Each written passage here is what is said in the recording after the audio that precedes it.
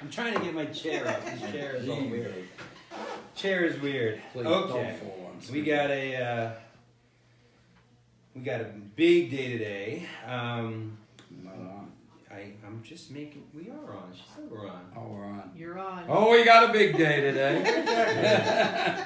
I already screwed up. I put 12/12/1977 as today's date. That is his birthday. That's my birthday. Perfect. I'm so used to putting my birthday. Well, now you all know how young I am. I know you thought I was 26 because you can't see any gray. It's all beauty. I think you're 31, and I think I'm Because you wanna be 56. Yes. My father's 25 years older than me. We'll just put that out there. So I did a Facebook Live yesterday. So I kind of set this class up. I this watched. Dave and Dave show up. So winter is coming, just like Game of Thrones. Are you ready? You ready to fight? I don't like winter. Are you going to die in the winter, or are you going to thrive? I'm going to fight. You're going to fight. I don't guarantee thriving, but I'm going to fight. We're going to win. All right, so we're going to be talking about that in a little bit. We also have Azim coming on. He's going to be a special guest with us. All right. Okay. And but before we get there, we have a special guest today. And a lot of you probably know her already. It's Ashley Remington. Hey everybody! With a lawyer's title. She is now going to be our personal rep at the Nest. We're super excited to have you. I'm going to set it up for you. Okay. Now, I didn't know you made the transition. So when I was speaking to John, and I was like, oh, really? She's on that side now?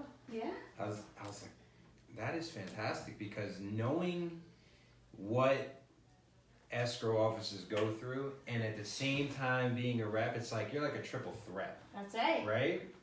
One of the things that I believe set us apart is that we actually did real estate. Mm-hmm. You know, there's a lot of brokers and owners that never kind of walk the walk, right? And I also did loans, right? So I could actually read a HUD or closing How document. about that? Or a whatever. prelim maybe? Yeah. What? I mean, you'd be surprised. So one of my mentors, Garrett White, he always says, you shouldn't teach it unless you've actually done it, right? Never take advice from somebody who doesn't, like, it's like taking diet advice by a 500-pound person, right? You know what I mean? Like, so you have to be, so you've done it. So that's got to give you a little bit of advantage, no? I think it does, and I think that's what made me make the commitment to go into the sales position, is because I have so much knowledge behind the desk of escrow. I can be the liaison between escrow and the realtor and the lender. You know, if something goes wrong, which as much as we don't want things to go wrong, we know that there are those tricky transactions. So, you know, I can kind of run interception for you guys while, you know, if escrow needs to talk to management or underwriting or whoever it is, you know, you guys are still getting the information you need instead of waiting till the last minute to find out it didn't record or something. Is it tempting to jump in?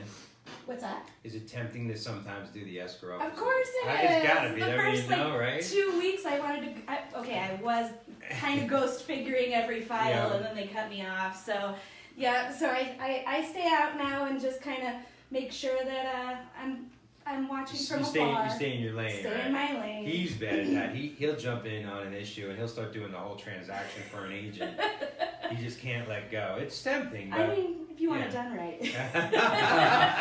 So maybe you could be either rep, the escrow officer, the title, but you could do the whole thing. Notary, why not? Yeah, that's the future. You know, you mentioned, you know, we don't want things to go wrong, but you see, I actually have taken a new kind of perspective with it. I love when things go wrong. And this is a little foreshadowing of what we're going to talk about, because that's what separates the great escrow officers, the great reps, from the average one. Anybody can oversee a deal that goes smoothly. Absolutely. You set yourself apart on when they go wrong, because it's not if, it's when. It's going to happen. That's why, if there weren't any problems, they wouldn't need us, right? So I tell realtors all the time, you got to embrace the problems. Right. Right? It's not at a multitude of 101 days. Listen, I agree, but we know this. There's a reason why, I mean, we get the stats here. We're at an all-time record high. 90% of transactions are done with realtors, right? And the reality is, people can't do this. They can't, like, there's too much motion. There's so much going on, right? And I always joke, we talked about me doing loans. He's been in this forever. Title and escrow, you guys get the bulk.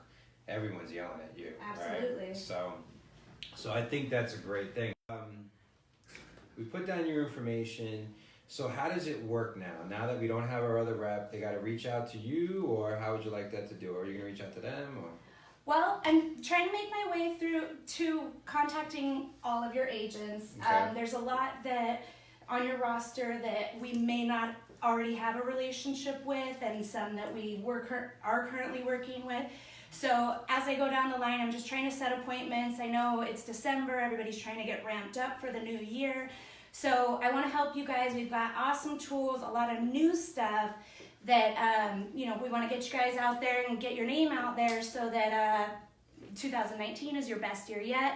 So now that Dave's given you my information, if I haven't contacted you, feel free to contact me. Let's, get an appointment set. Let's get you going, and let's make it our best year yet. I'm hungry for business. I'm sure you guys are too, and we all got something to prove, so let's do it together. Beautiful. And then for you guys not at Urban Nest, because it's for everybody, Okay. lawyers is unbelievable. And it's not necessarily, title companies are title companies, right? Escrow companies are escrow companies. Right. It's the people that make the difference. It is. And there's an all-star team of escrow people there. Absolutely. And now you also have a rep that has that experience. So it's almost, you're going to get 2 escrow people. That's right. And you're going to help build the business. And there's amazing tools like Breakthrough Broker and some great stuff that we'll talk about more. But thanks for stopping in. We appreciate Thank it. you. So she has the whole west side, so Yeah. call us. Call me. You got an escrow officer and a sales rep all in your back pocket. Her phone number and her email are listed. Thank you so Thanks, much. guys. Thanks, appreciate it. Thank you. You see if Azim is ready? Sure. Fern? All right. So, couple of Urban Nest updates while we're waiting for Azim.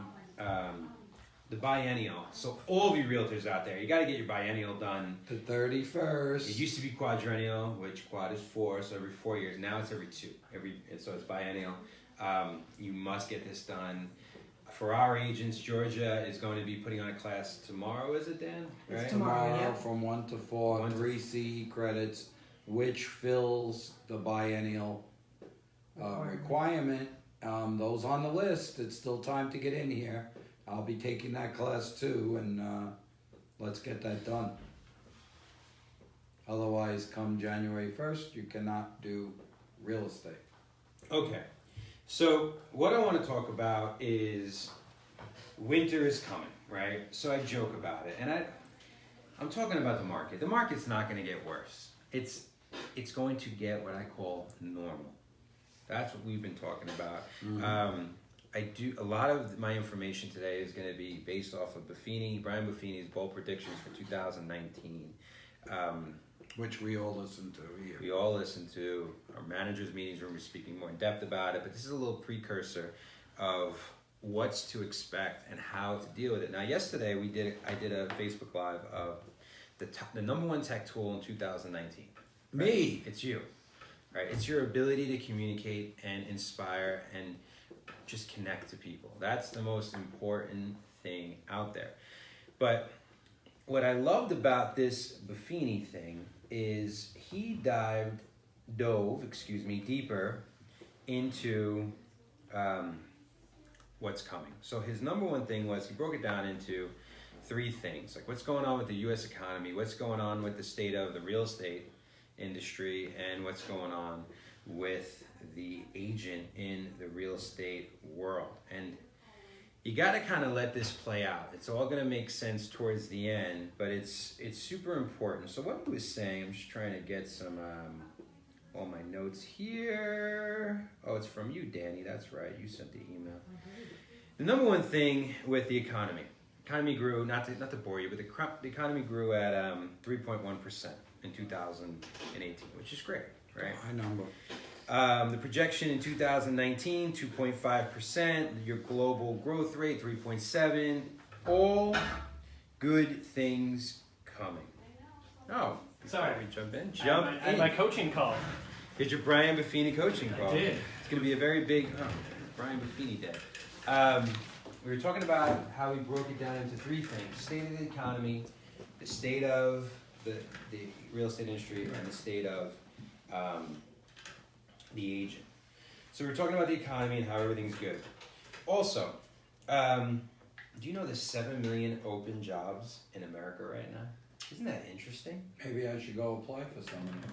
It means that if you have good people, you got to keep them and take care of them Yeah, because they have options. Think about, remember last time the economy was booming, you go to a restaurant and you're like, this service sucks. But imagine being that restaurant owner, knowing that you can't fire that person because there's not enough labor out there to replace that person. Yeah, that's why investing in your people is so important, Yeah. right? And doing the right thing. Yeah. So that's one. And now, the only fear we're really looking at, according to these numbers, is inflation. That's the rate of inflation potentially going up. Why you giving me dirty looks over here? You getting bored already? No, I'm thinking I could go out and get a job. I'll be in very high demand at this event. Good luck getting paid. I'm thinking of what position or what, Yeah. what career change. Yeah, I don't know if there's a job where you can sit at your desk and look at Facebook all day. And right? and solve the problems of all the agents that write on Facebook. This is a bargain. That is fantastic. The other thing, so that's pretty much where we are in the economy. Real simple. It is what it is. Now, let's talk about the state of the industry.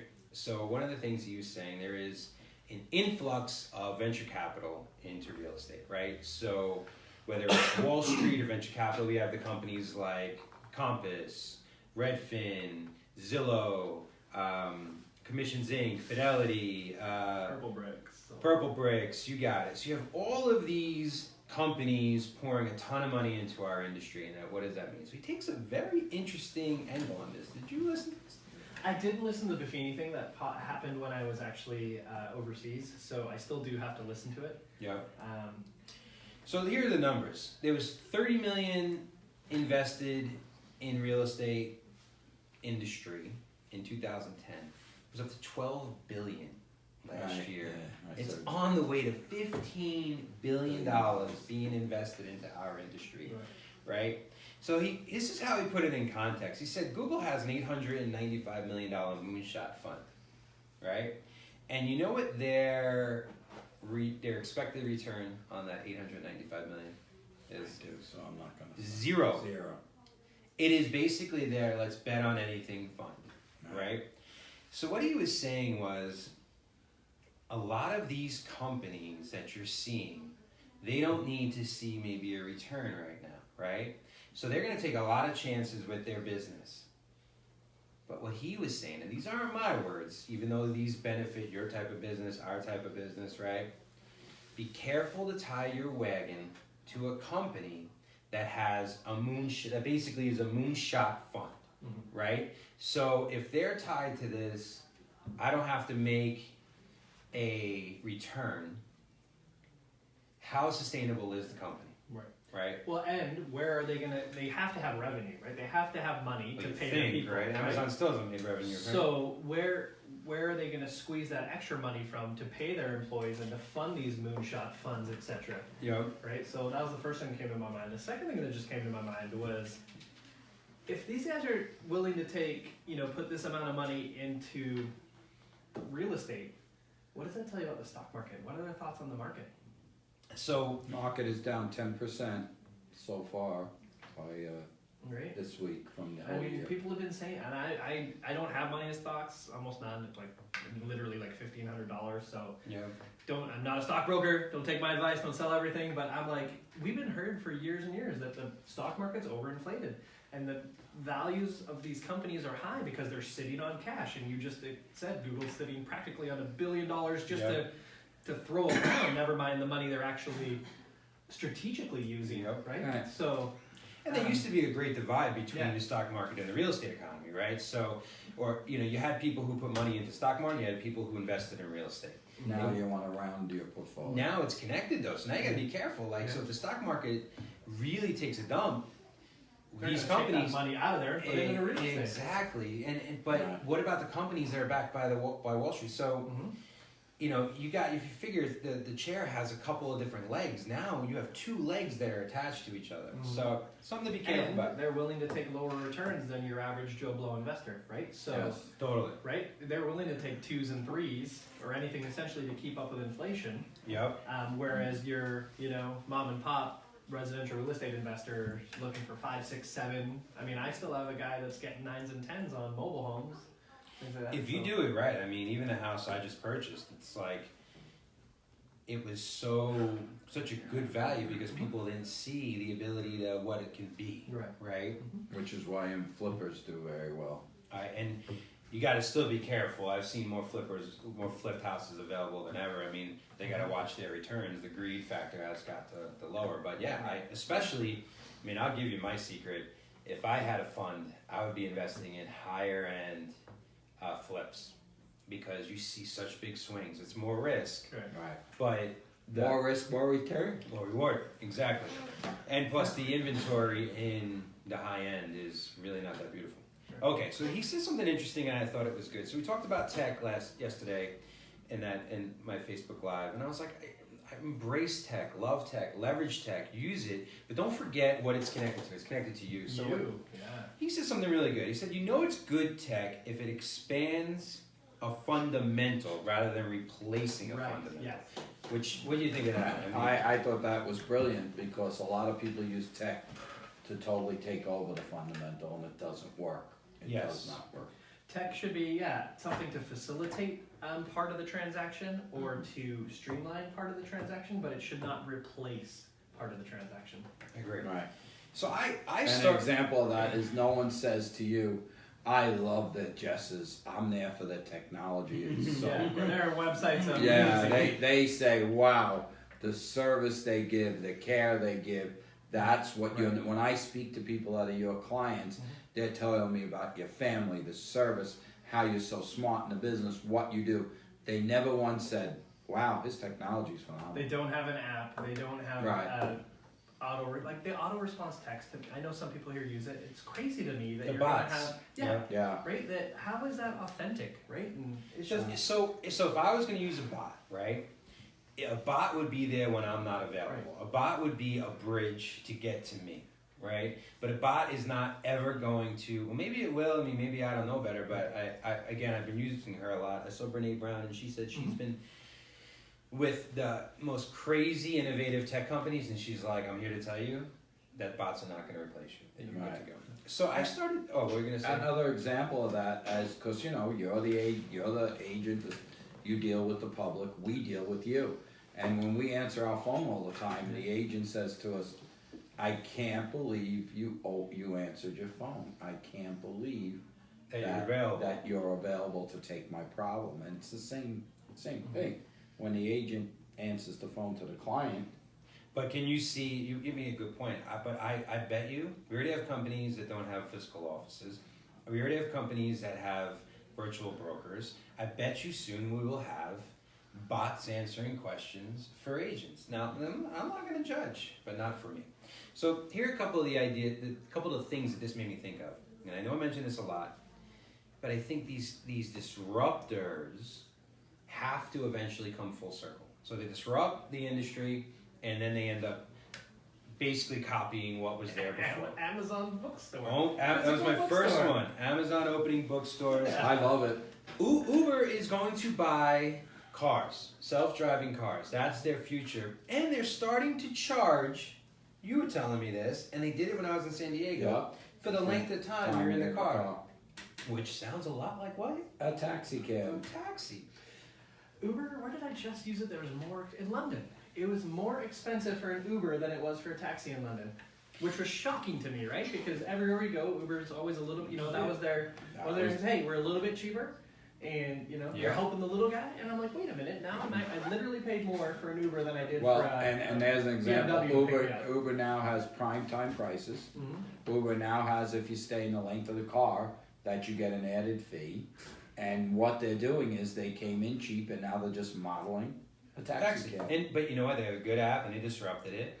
But now, eventually, I believe there'll be Lyft and other companies, and smart taxi companies will provide the services that Uber did. Yeah. Airbnb, buying hotels. Yeah, that's I mean, it's insane, and you think about it, right? Just another example, right? So the enemy you disrupt, and you become the enemy. I mean, if you look through their scope, and then I mentioned it yesterday, the Apple stores, which they've never been apologetic about it. Apple And you know what the basically joke has is? stores. I mean, And you know look, the joke of the Apple stores? Anytime you pass it, packed. in any city you're in, it's packed with people. You pretty much guaranteed a successful shopping center if you have a Starbucks and an Apple store. Yeah. Pretty much in. Yeah. So I thought all that was interesting. And then, you know, you gotta love Brian. I mean, how many? We've been at least 3 together, right? Just Yeah, a few. me and you went 2 together, just us, and then 1 with everybody. And he simplifies it, and he's like, there was 5.29 million transactions last year in real estate, 2017. And he goes, here's the hype you have to make sure you don't get caught up in. Tech is coming. It's going to disrupt you. It's going to marginalize you. And he's like, let's use Bitcoin for an example. You got to be able to sell your house with Bitcoin. He said there was an article that got recycled and redone 50 million times, whatever. And so they did a little research, and they went and found the origin of the article. The article was of a sale in Bitcoin or something like that. Well, the person who started the article was trying to start a company that you could buy your house through Bitcoin, right? Guess, don't look, how many sales out of 5.29 million were sold last year with Bitcoin? You looked. No. You I looked. guess. No. Oh I my would- God. I was going to say 5, but... One sale. Why would you take a currency that's so volatile, right? I mean, you lose 10% Maybe of your it home was overnight. a house that Oh. wasn't able to be sold. Wait, it was sold 3 weeks later, and you gotta love Brian. He's like, I'm not saying it's money laundering. I'm not saying it's money laundering. but that's not even the point. It's not. The point isn't even Bitcoin. The point is all the noise of the tech is really not the truth of what's happening in the industry. No, these companies are hyping and pumping themselves. They have, big marketing dollars, right? I mean, you can throw an app on the App Store, but unless you promote it, nobody's going to know about it, right? So, and that's what these guys are doing. I mean, and he said, it's all intended to make you feel insecure about the fundamentals of real estate, right?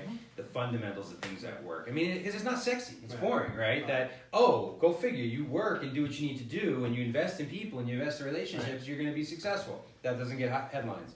All right, so then he started talking about the second part, which I thought was even more interesting.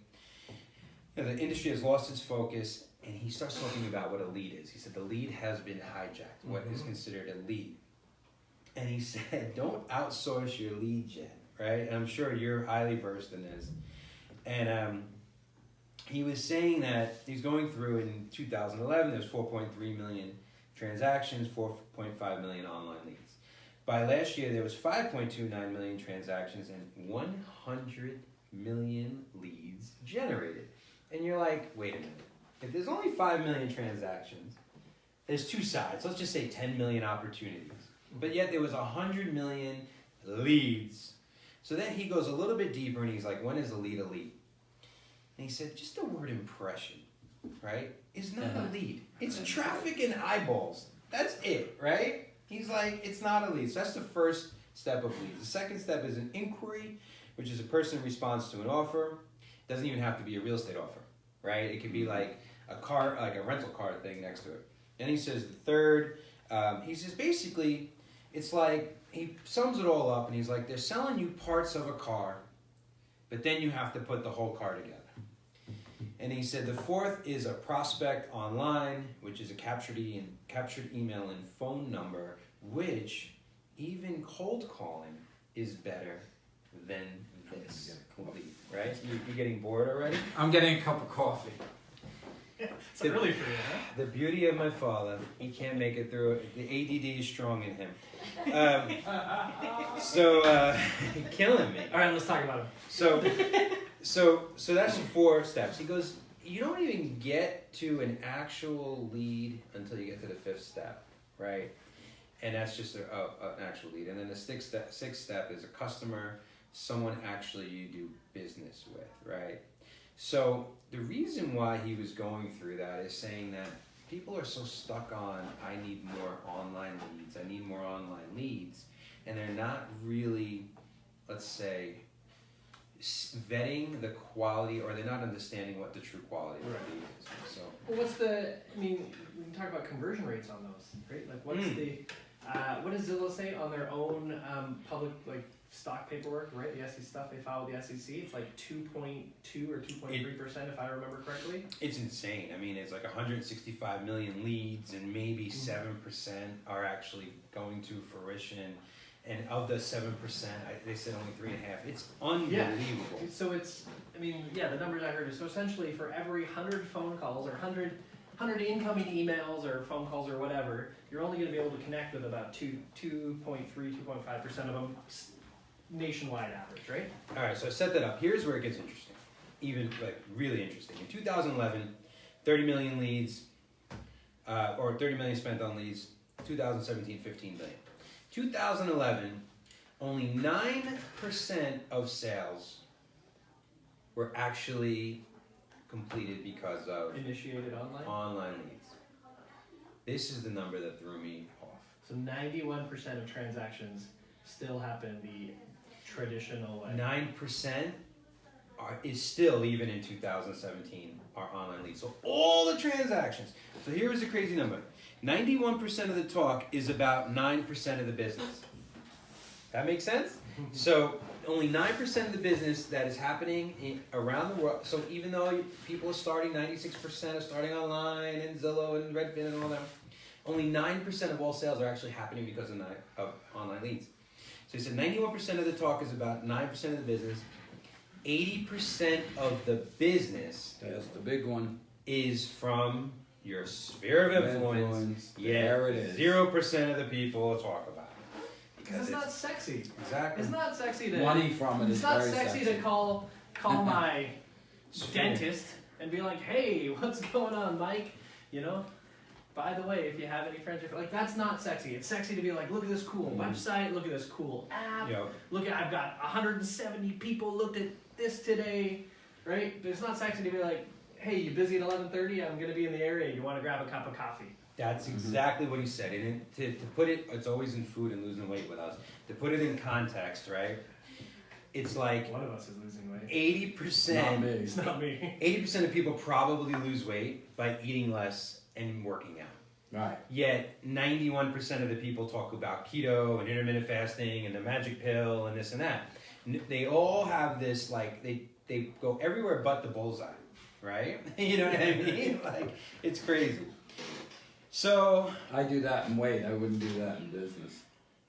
So here's where he says, what does this all mean, right? And then he jumps into pretty much the quality of the realtor, okay?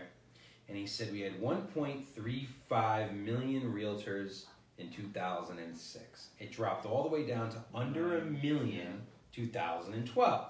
Right? And National Association. Those are Now, two numbers. almost in perfect symmetry, 1.4. we're right back up to the same number 6 years later. So 6 Yeah. years. And he said, and this is the And number. growing. He said, Lawrence Yun, who we all love and respect, NAR economist, he's projecting 5.5 million sales next year. And Buffini, Urban Nest is going to do 5 million of 5 that. million of them. Yes. Yes. Azim, I'm an optimist. But- Listen, man, I like to vacation a little bit. Guys. But Buffini said he sees it more flat, the same 5.3. Here's where it gets interesting, even more interesting. I know I've said it a bunch of times, but this is the part when I say that to pay attention, right? 2018, the average home sold in 19 days and at 99% of the list price. So average house, 250, 300 here, sold in 19 days. And if you listed it at 350, it sold either at 350 or 1% less than that. Yeah, 346. 5 or above, right? Yeah. What does that mean for realtors? Did they have to do a lot of work? Nope. So they basically just needed to get the listing and it was done Right. for them. Anyone can do that, right? That is not happening now. That's why we have 1.35 million realtors. So he said when he used to do real estate, which right you did real estate back then too, back in the 80s and the 90s, right? 70s, yeah. He said it took him on average 181 days. 41 years, like your birthday, I right? know, that's crazy. Well, I You're a was realtor 41 years ago? I was a realtor April of '77. That's crazy. So That now, was 3 months after Sarah was born. yes. Yeah. And 6 months before me.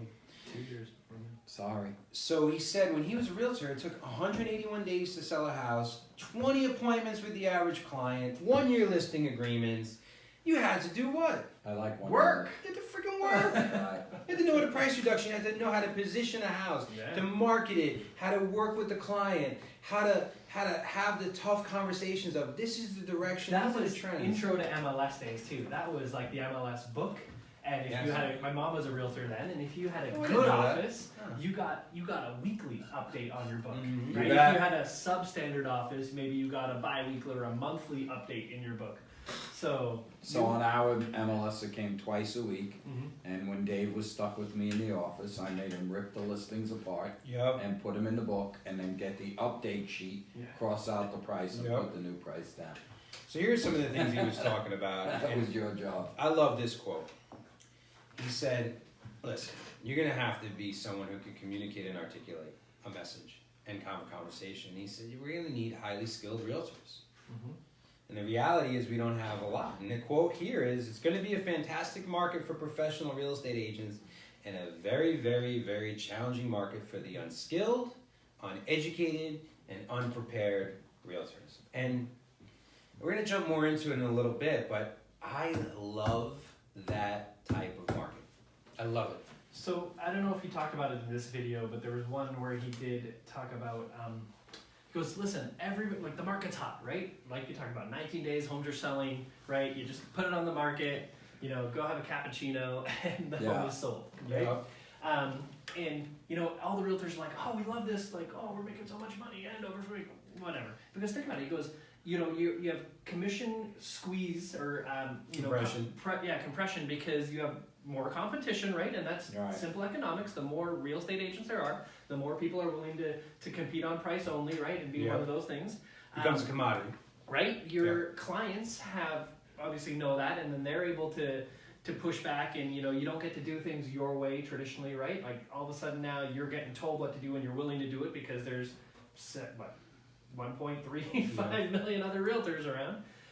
But back in that regular market where there's a regular number of realtors, and where you're not competing against unprofessional people, right? So we've talked about it a million times. If you have the ability to do the job, charge for the job, right? And that's the thing. I mean, you got to start looking at it rather than I'm a realtor or whatever. I'm a marketer of real estate services. I'm a professional consultant, a concierge type experience because that's. But here's the numbers. I mean, what's crazy is people using realtors, like I was mentioning, in record numbers, like 90%, highest than it's ever been before. Yeah, the lowest FSBO ever, right? FSBO's down to 7%. And he's saying that 50% of that 7% is me buying a house from you. Interfamily Right. transfers. Yeah. So he's saying like only 3.5% are actual true FSBOs.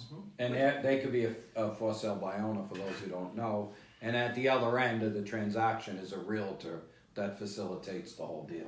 Exactly. Because what happens with a FSBO is the owner doesn't know what to do, and then the realtor brings the buyer, Yeah. and they'll end up doing the whole transaction. So even that number is skewed. Without a But doubt. the interesting thing about all your facts and all your markets and all your numbers, a lot of people used to say to me, "Oh, Dave, you got here at the right time. That's why you were so successful." Oh, don't even get me started with that. 2018 was the biggest year. That's why you're so successful. But that same group of people with a good market, with a bad market, with a busy market, and with a slow market are always the I same. want to just do an aside. success. I started in 2009.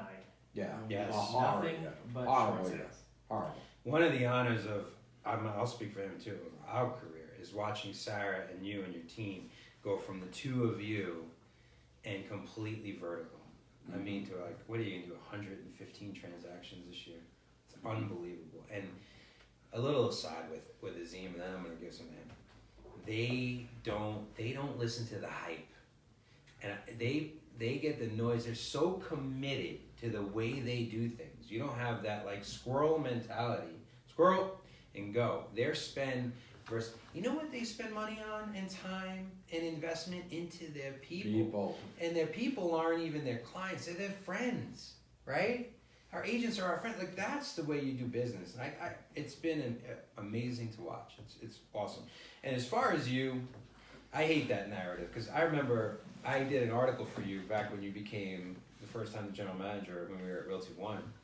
And I says, I think I started the article like, when does it become, you know, something that just you show? Well, you opened a real estate company, you were successful. You opened a restaurant, you were successful. You invested back when no one told you to invest. You did it yourself.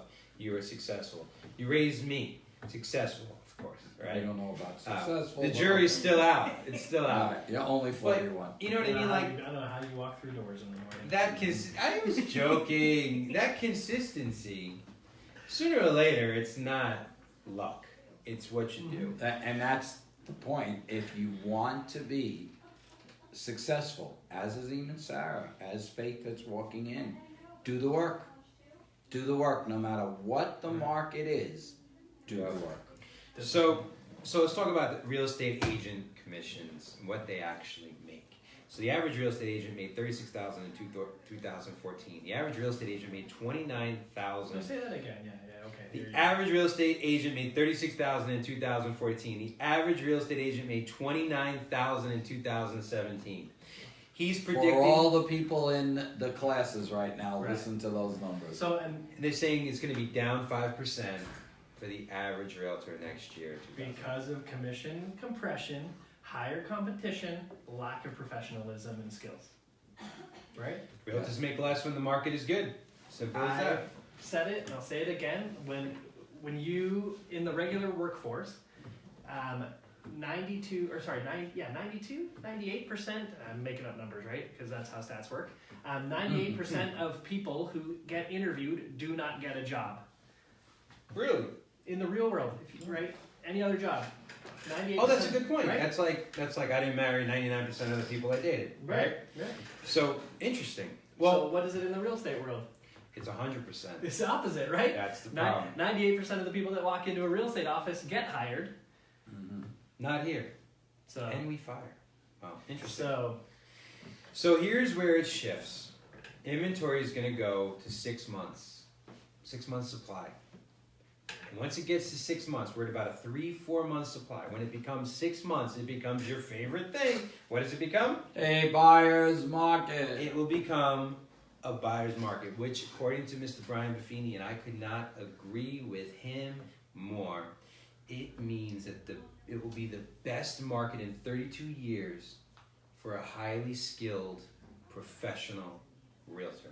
This is where we're going to separate the men and women from the boys and girls. I was thinking men from the boys. I'm like, no, that's not the right You term. see how I just saved it good, huh? Don't make me sing songs. But you're gonna say, "Baby, it's cold outside." Seriously though, this is one of my award guys just gonna separate the producers from the pretenders, right? And it couldn't happen at a better time. We need an enema of. Now, on top of this, he's also predicting 2 rate hikes. 2 rate hikes in 19. 2 interest rate hikes. And he said, here's great information. Which is my advice again, to buy now. True. Lower interest rates, not many buyers out there that are shopping. You could get a better deal. Now, and the economist is saying that the prices are still going to go up. I know. Just less units. Here's the issue. 73% of real estate agents have never worked in a market with rates above 5%. Wow. That's what the turnover gets even more interesting. 80% of mortgage people have not worked in a market with rates for over 5%. Here's the thing. You gotta know how to navigate these markets. And the reality is, the great realtors are gonna make a lot more money too. That's the good news. Because I think the producers are going to fly because they're going to double down on their business. They already have. They're prepared. So another good point he made was he was talking about interest rates. He talks about how they had a rate party. You got to love the rate party, because he's an Irishman, when back in the 80s or the 90s or 70s, when the rates got down to 10%, they actually had a party. In '82, when I was selling, it was 18%. Which is nuts. I hear that story all the time. And I was writing offers on the hood of my car. Even when we bought the first house in Vegas, wasn't it 8.5%? We bought the first house On in Maple Vegas. View Court, right? Oh, in Vegas. Yeah. It was like, yeah. It's like 8. It was like 8.2, 7.8, something like. First house Sarah and I bought 7.75. Yeah. And that was a Govy loan. That was like the Nehemiah or whatever back Nehemiah, good one, buddy. Now, there's one thing I just want to talk Go about to for it. correct you a little bit.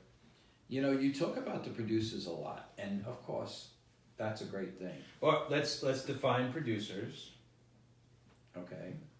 I'm not talking like Azim, Sarah. That there's agents that are the unicorns. Not everyone's going to do 120 transactions. Of course. The agents doing 10 deals a year are Well, still the that's- top 20%. And that's what I wanted to clarify. Yes, without a doubt. That They're producers. you, as a new agent, or an agent that just has been not working hard, I'll use that word instead of another word, you still could become one of the top producers by just a click of a switch and a little more work and a little more precise on what you're doing, you could become that percentage. I agree. And I need to let the world there know that, because you could do it. There's nothing stopping you. There's a tipping point for us one day. Like we were doing 6, 7, 8 a year each. Yeah. And then one day we were like, oh my gosh, we're at 25 I combined. remember. And then the next year we were at like 50 something. And I'm like, so it's, if you've ever read Malcolm Gladwell's book, Tipping Point, Yeah. I mean, I can go back to the day something changed, and what it is, I don't know, but it was just like, boom, and there you go. And that's the point I'm Yeah. trying to make, that anyone could be at that tipping point. The only thing stopping you from getting to a tipping point would be yourself. Yes. So, In your systems. yes. Well, that's the thing. Even the systems, though, like this gets me so crazy. Like, what CRM should I use? I'm like, what app? What this? Just get one. Like, One that works. Don't spend so much time on it, because the time you got to spend is actually in front of the person. Like, if you're freaking out over your logo and the colors of your signs and everything, like, it's like, come on. Done is better than perfect. I couldn't agree more. So back to the original point, 80% of all transactions are still sphere of influence. If it's not, that should be your goal, right? So we've talked about this. We've doubled down so much here on that, and you're going to see that in our company in 2019. And you know what's great about that is that I'm not competing with you. I'm not competing with you. I'm not competing with Faith or Ben or any of the other top You producing got your folks. tribe. Because exactly, I have my sphere. It doesn't overlap with Faith's sphere. It doesn't overlap with Jim Fong's sphere. Yeah. We're all separate, and I don't have to worry about like, oh, if I go to a party, who's going to be there? I've run into Urban Nest agents at birthday parties and that. Fine, not worried about it, right? Because I'm we good all friends have with our own- one of your people, Yeah. right? Jason Fisher. Yes. Yeah. Right, and I mean, there's another realtor that hangs out with us that lives Yeah. in his neighborhood that does, double the business what I do. And, I'm not worried about losing my client to him, because that's my sphere, that's my relationship. We have that mutual trust and friendship, and Listen, one of the things I learned this weekend at a seminar I was at was you don't try to get everybody. We don't want 14,000 realtors. We maybe want like 450, 500 would be. We argue. I'd love to have 500 of my friends I'm working with and helping and seeing them succeed. That would be. I'd have 3 little tribes: a Southwest tribe, a Green Valley tribe, and a Summerlin tribe. Done. And I enjoy being around the people, and I'm not pulling into the office going, oh shit, I hope I don't see that car. That's a lot of other offices you look at, right? So same thing with you. You maybe need, who is it? Lee Brown from NAR. She talks about it all the time. She goes, if you do this right, you have maybe 100 or 150 of your friends that you're doing all of their business. And it's not even a transactional thing. It's like you're calling them to see how they're doing, how the baby is, how the soccer game went. It becomes that next level type way of doing business. And you taught me that. well curated, well managed, connected with database of 150 people should get 10 to 12 deals a year. If you have 150 people that you maintain relationships with, You think just 12? that's That's a his national minimum. number, right? Yeah, that's his minimum. I think you're crushing it at that point, because you're going to be. I mean, I've seen my father have one. Louis and Angela, you're probably not watching, But how many referrals did you get from them? Like 35? It was insane. 35. But guess what? During the holidays, we were over there having, Right. dinner with them. They were our friends. Yeah. That's just the way it is. And the source of information. You need to be the source. I could not agree. Whether it's through, I was the source for real estate, for doctors. When they moved here, I had a whole book of people that I trusted. But you're not living in scarcity at that point. That's what you're talking about. You're living in abundance. You're like, I could help you. And then you're not looking at other realtors as your competition. You're like, let me show you how I do it, because I wanna help you too, because you could help your tribe. What did we do as a city last year? Total transactions? 45,000. My team did 100 and change. If we Oh, that's transactions. So it's two sides. Right. 90,000 sides. So if we fell Plus off another the 10,000. map, 9,000. we are insignificant 90. in the big picture, right? We are 90,000. completely insignificant in the big picture, and we're the big dog at Urban Nest, Yep. right? So you gotta look at that. I mean, there's that much business out there. You don't have to compete. You don't have to fight for it. Just manage your tribe and. Same thing with other brokerages. Multiple times I've learned it from him.